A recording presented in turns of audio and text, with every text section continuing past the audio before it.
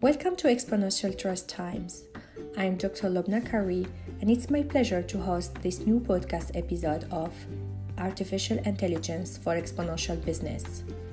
Our audience has the privilege to meet André Balleyguier, the Chief Data Science Europe and Middle East at DataRobot, one of the great startups with a valuation of $1 billion. Our discussion will address many topics around artificial intelligence as a powerful technology for the exponential growth of businesses. Soon, in the unique first stage by Exponential Trust Times. In this episode, we invite André Balleyguier, sharing his AI journey and thought about the future of work to inspire our audience. André Balleyguier is the Chief Data Science Europe Middle East at DataRobot. Based in United Kingdom, he leads a team of 20 data scientists developing machine learning models and AI products for many industry and country. Hi, André. Hi, Lobna. How are you? I'm fine. Thank you very much for being with us in AI Exponential Thinker, and thank you for joining this discussion about AI for exponential business. Yeah, thanks a lot for inviting me. It's my pleasure. You obtained a master's degree from Centrale Supélec and started your career as a business analyst in Odo and C, then Crédit Agricole, to find yourself a couple years later the Chief Data Science Europe Middle East in one of the most important startups in the world, DataRobot. Please tell us more about your experience to achieve this career in artificial intelligence. Yeah, for sure. So basically, when I started, as you mentioned, I was initially working in banks, and that was back in 2011, 2012. So it was a bit when the financial crisis came back. So at that time, I find banking interesting because of all the numbers and data I could manipulate.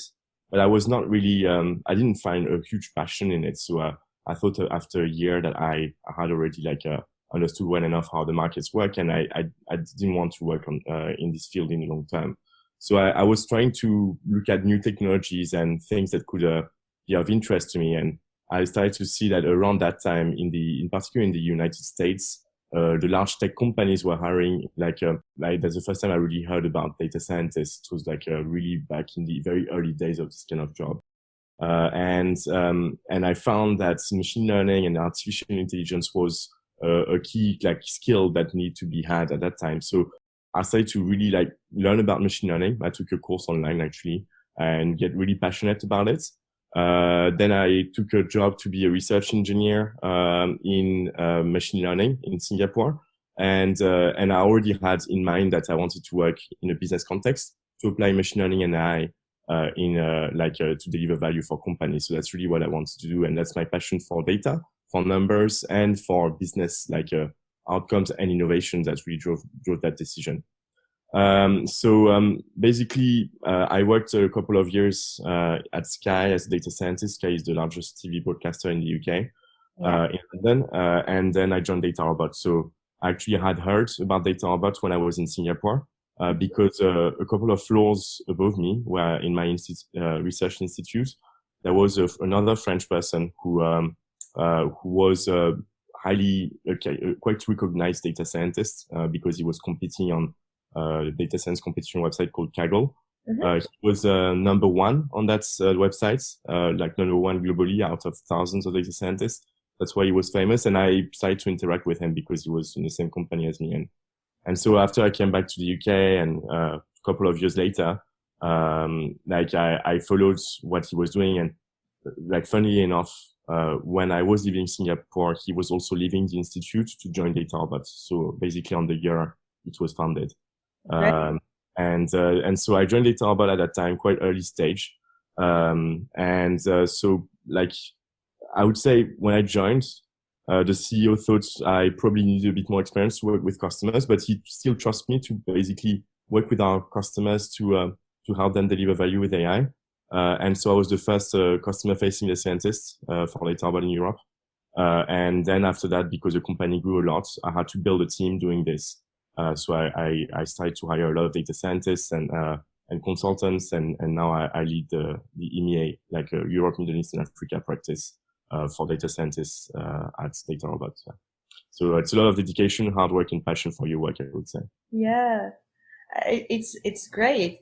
So you was before in Singapore and then you moved to UK, right? Yeah, that's correct. Yeah. Nice. And now you are leading a team of 20 data scientists, right?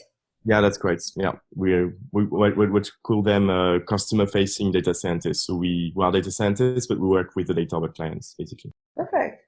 Uh, so in AI Exponential Thinker, we believe that creativity is crucial for solving many social and business issues. That's what is your most innovative side, Andre, and what's keep you enthusiastic in a daily basis, and especially in these times of pandemic and uncertainty? Yeah, I would say, I mean, even though it's called data science is not really a science; it's much more of an art. Because the reason for this is first, there is never a single solution for a problem. So you have a business problem, and you always have thousands of ways you could solve it. Basically, the art of data science is really that you never know before you test an idea with your data what will work or what will not work. But it's kind of having the sense of being able to have a sufficient and good enough flair and good sense to make the right decisions on your models and on your data science projects that allows you to deliver quickly. And so acquiring the right, let's say, best practices and this sense, that's this art that allows you to deliver quickly is really critical to be a good data scientist. And so what keeps me passionate about it is really the fact that first, there's no single solution. I like problem solving. So really being able to add value to companies with tools, like mathematical tools. I find it quite beautiful as a discipline. So again, it's an art. It's not a science. So there's no single process. You have to find the right process. So it's much more, I would say, an art or an engineering discipline. And third is the fact that it's if you want to be efficient as data scientists, you have to be highly collaborative and communicative. I like people. I like talking to people, and interacting with the business is critical, for you to deliver data science projects. So that's what keeps me really enthusiastic about this discipline. Great. So we said few words about DataRobot. So DataRobot is founded on 2012 in Boston, and according to the company, the total funding on September 2019 was $431 million, and it has a pre-money valuation of $1 billion. You joined the startup on 2015 in UK to build the data science team. How was this journey so far, either on the recruiting side or the technical one? And can you tell us more about a typical day of a chief data science team? Yeah, indeed. So recruiting and the technical journey, I would say first, recruiting data scientists is considered as hard. I think there was, let's be clear, there was a lot of exaggeration a few years ago around the data scientists being unicorns. I think they're hard to find. They're not unicorns. Like a unicorn is impossible to find. However, first, finding data scientists is in the right skill sets. So it's a mix of, engineering, computer science, mathematical, and business skills. All of that combined is hard to find. But then finding good data scientists who are actually able to deliver projects and deliver value, it's even harder. So I'd say, all good data science. And for me, in my case, what I need to hire is a team of customer-facing data scientists. So you add this customer-facing component. So you need all of these skill sets of someone who is focused on delivering value and is able to deliver solutions, knows the math, the programming part and everything. But also you need a customer orientation, someone who is passionate about solving problems for customers. So there is a bit of a sales aspect, a consulting aspect, also a project management aspect that needs to be added on top of it. So it is really hard. I'd say for each role that I opened, there were sometimes hundreds of candidates, and I was interviewing 20, 30 candidates before finding one single person. So a lot of my time is especially until 2019, a lot of my time was spent on recruiting. I started to really recruit in 2000. I think the first one late 2016, and then every couple of months I was bringing someone new on board in the team. I'd say first, like all good data scientists, a customer-facing scientist needs to have very good business orientation. Yeah. So because playing around with machine learning, it's funny, but it's not very useful. Where a lot of companies get stuck in what I would call experimental AI, and what they need is really to move to industrial AI to really generate value with it. So like just doing experiments does not help. So you need people who are actually able to and focused on delivering and focused on solving business problems and actually putting something in production, not just experimenting. Also, good communication skills are critical. So like it makes it hard. So how to do it? Like, yeah, it's a lot of, I'd say, hard work, dedication. Yeah. Also, I was very harsh on selecting candidates based on the CV. Whenever I was seeing a CV that was just a list of technologies or skills, I would typically just filter them out. Like what I want to see is really people who are passionate about solving problems, using the right tools, obviously. But the tools for me, at the end of the day, is secondary because what really matters is about delivering and solving projects. So the passion and business acumen must really transpire in the CV. And if a candidate tells me first about what model they use, instead of like telling me first about what business problem they've solved, like typically it's not a good sign for me. Yeah. So what's the daily life of a chief data scientist? My role has evolved from an individual contributor to a leader in DataRobot. So I'd say today probably 50% of my time is on managing the team, so people management. So I have a team lead as well within my team. So it's about ensuring that they have all the guidance they need to be efficient at their job, ensuring that if there are like any blockers, I'm going to resolve them or give them guidance. So a lot of management, I would say probably 50% operational management, probably 20% on leadership. So really like ensuring that the team is aligned and everyone follows like the company direction, changing processes and everything that would allow like everyone to shine and to be developed. And then like there's still in my job a bit of hands-on. So I still work with a few clients, less hands-on than before. Obviously I do much more like kind of a leadership presence with the clients now, more than hands-on, but I still work on a few business problems, provide advice on solutions and delivery. And I also coordinate resources for large projects. So yeah, that's what I do. Great. And like we talk about the recruiting side and how it's important that data scientists know a little bit or much more, let's say, or let's find a balance between the part of machine learning, modeling and everything, but also about the business. And this is what you talk about. It's very important that on top of the knowledge on machine learning, they need to understand how to talk to the customer, how to think, develop the critical thinking and find the solution and understand the business issue in order to propose a solution. So you talk about this part, but what about the technical aspect or issue that you are facing in your role? Yeah, so the technical aspects that I'm facing, so typically it's like, do you mean technical when I work with a client and solve a business problem, or do you mean technical like kind of internally and processes? Yeah, I'm much more talking about internally, but let's keep it large. And tell us what you wanna talk about when we talk about technical. Yeah, sure. So first, there are a few things. DataRobot, we are an AI enterprise AI platform. So one of the I would say more technical challenge is to ensure that my team is always up to date on like our own platform, because we have somewhere around like 300-400 engineers who develop our products. So it's really the product gets like wider and wider as we speak. Like 2 years ago to now, the product has so many new components. So it's really ensuring that from a technical perspective, my team is fully enabled. So it's about I basically did like make people in my team technical owners, where for each product component that's less significant enough, they have to follow and ensure that everyone is enabled. So you have like some enablement processes that need to be built. You have I also question some of their behaviors that they have with clients when they position some parts of the product instead of others. I ensure that they map well, basically the customer pain points to solutions that we can provide to the customer. So all of this is really enablement. So it's a lot of coaching. It's a lot of like, let's say, monitoring as well, and building processes so that people can be enabled, and also ensuring that people keep up to date. So there are new machine learning techniques, trends, new techniques around data prep. I ensure that everyone keeps up to date with those technologies all the time. So that's really one of my focus, and I can't do it alone. I have to do it with people in my team who I can trust. So I have in my team both people managers and also technical leaders as well.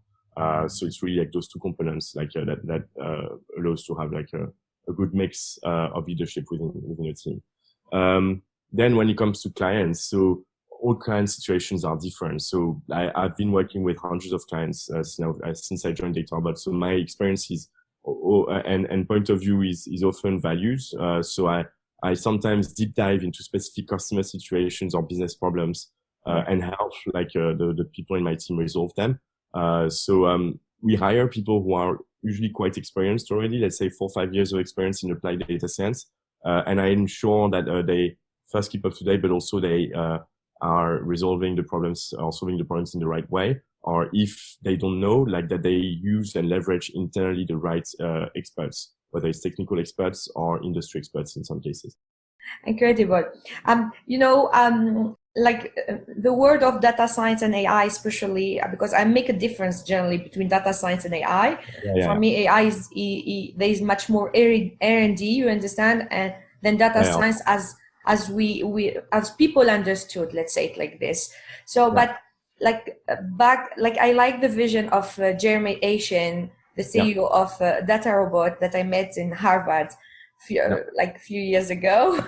And I was invited in Washington in a conference early 2020, and it was nice because I meet many business leaders from DataRobots as well there. That's why I said, oh, there's Andre, so nice to invite you as well in order to learn much more about your experience and have this discussion about AI for exponential business. So I'm happy to have you today. So let's move to one of the topic, the tricky topic about trust. Trust technology. Let's talk about technology, transparency, and trust. As you work on building AI products and services, and from your perspective, how can we build transparent and trust AI technology? Yeah, it's actually a great question. And I think I would say today, one of the biggest barriers of adoption of machine learning and AI is actually trust. It's trust trust is at multiple levels. So think about let's be 200 years ago, we were starting the Industrial Revolution, and we were starting to see the first steam machines. So at that time, we had to trust the machine. So there were new machines that no one knew about, and let's say some of those machines can be dangerous, or they can make things that could really affect the humans. So we had to kind of gain a certain level of trust before we started to adopt those technologies. It always takes time and it takes efforts. It takes changes in people, in processes, and in tools. I'd say today we have more and more the tools that allow us to trust AI, but we still have a lot of changes that we need to make on both people and on processes as well. So I'd say first let's define trust and AI trust.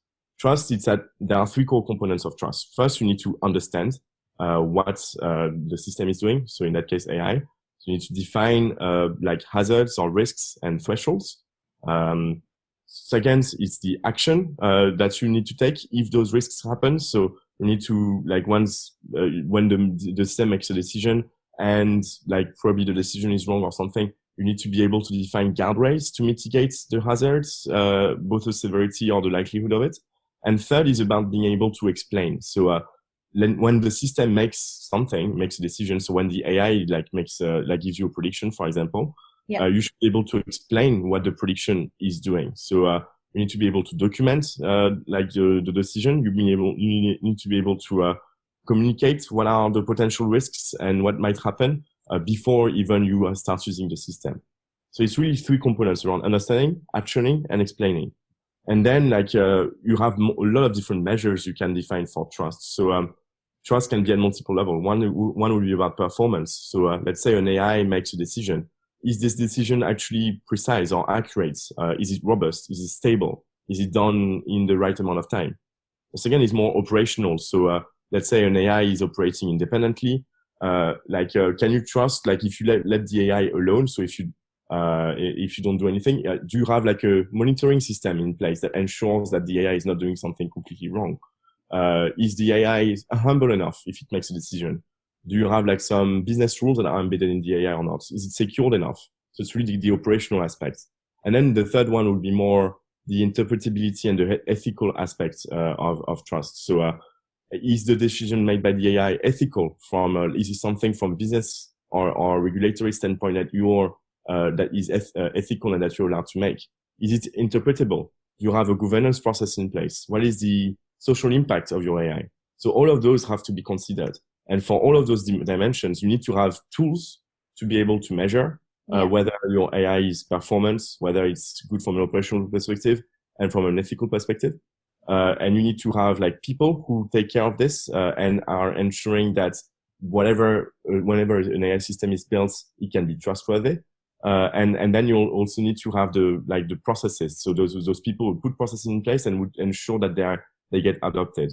So that if you have a data science team or an AI expert team, like building like some of those systems, they should be able to explain like the ethical aspects of their AI. They should be able to explain the operational aspect, the governance around it, the performance of it. So all of those need to be documented. So it's a lot of processes to change, a lot of things to document.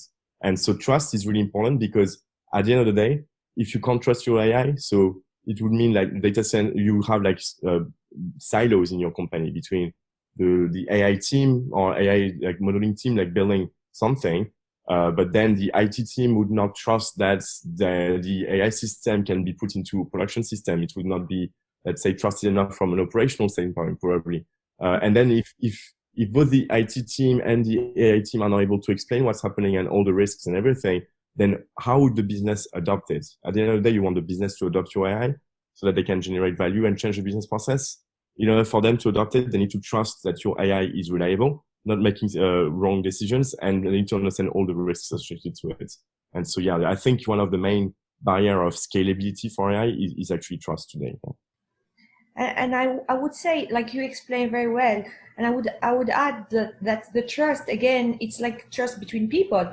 There's no magic, right? You need to build this trust with people as well. So exactly, it's the same with AI or with AI product, let's say it like this, because the AI product will never produce something that it's out of nothing. There is something, it's coming from the people who are put in this hypothesis, and working on the mathematical aspect, but also there's the data there. So there's two source of information that we need to trust on. So if you trust on, for sure the result will be okay. But again, there's people behind the scenes. So you need to understand, if you trust on AI products, you need to trust on those people who are building those products as well. Yeah, exactly. Yeah. You need to trust those people and you need to trust the processes put in place for sure. Yeah. Definitely. In couple talks 2 years ago, you mentioned a part of your work on pervasive machine learning automation. For the understanding of our audience, what do you mean by this, and what's your biggest challenges? Yeah. So pervasive machine learning automation. So that's actually, that's a term I used. I mean, let me explain each term and probably it will make more sense. But first, DataRobot, for the audience who is not aware, DataRobot, we are the pioneers of automated machine learning. Is this idea of the fact that you can create and deploy and manage like machine learning systems. So like machine learning is a type of AI. So machine learning systems that and you can do it in a very, very highly automated fashion. Mm-hmm. And what I mean by pervasive automated machine learning or pervasive machine learning automation is that I think one of the main barriers like to achieve all of what we have discussed about trust, because it's so hard to achieve that, you need a lot of automation. And so automation allows two things. So first, it needs to be pervasive, meaning that for the rest of our discussion, you are welcome to subscribe in the link below and via our website www.aiexponentialthinker.com to receive our free episodes, programs, and content. Our mission is helping you develop your potential and find the best job for your next step. Help yourself and join us to be AI exponential thinkers.